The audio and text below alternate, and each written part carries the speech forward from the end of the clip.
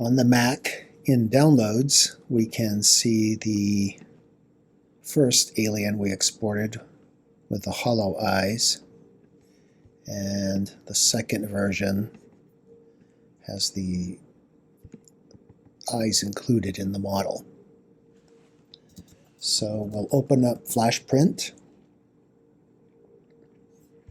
and load our file. Repair model, sure, we'll take that. Okay. So the first thing we want to do is reorient this model, or rotate it.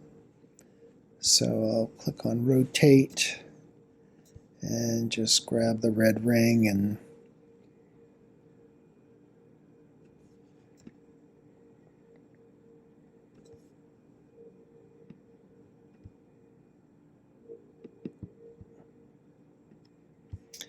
bring it about like that.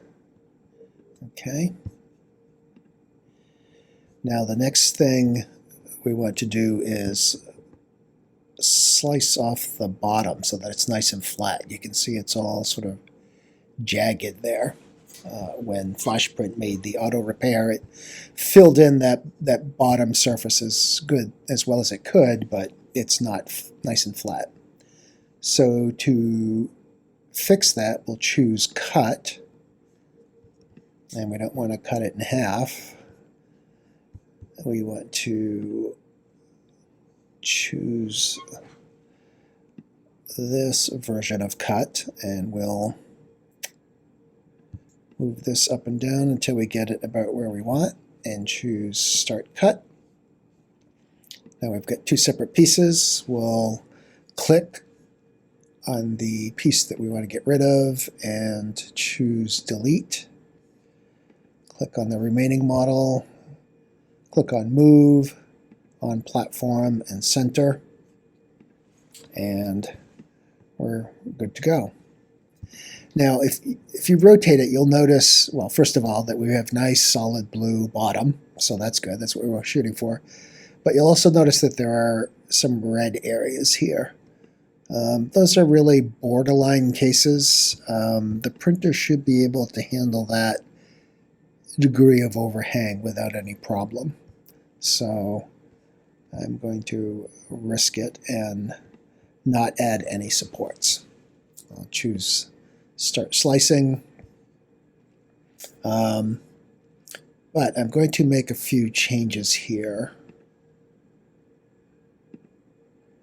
Shells 2, I'm going to increase that to 3, and you'll see why in a minute, partly to give it more strength because I'm going to print it hollow, but also that will help with the overhangs. The thicker the shells, the less likely there is to be a problem when the printer is printing walls that are at an angle.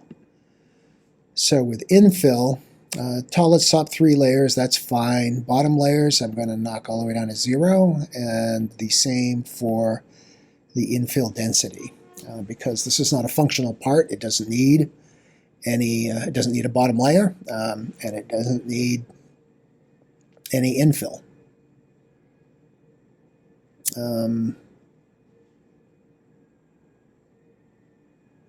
Okay, I'll click Slice there, and of course it looks the same as before, but if we click Slice Preview and go through the slices, you'll see that it is hollow on the inside, although there's some weird artifacts there. Those were introduced when FlashPrint tried to fix the model, but you can see that one of those artifacts, that weird shelf, is right where the mouth is. So the mouth was slightly open, which confused the slicer. Nevertheless, that's fine. That's not going to affect anything negatively. And the rest of the model will just print all the way up to the top.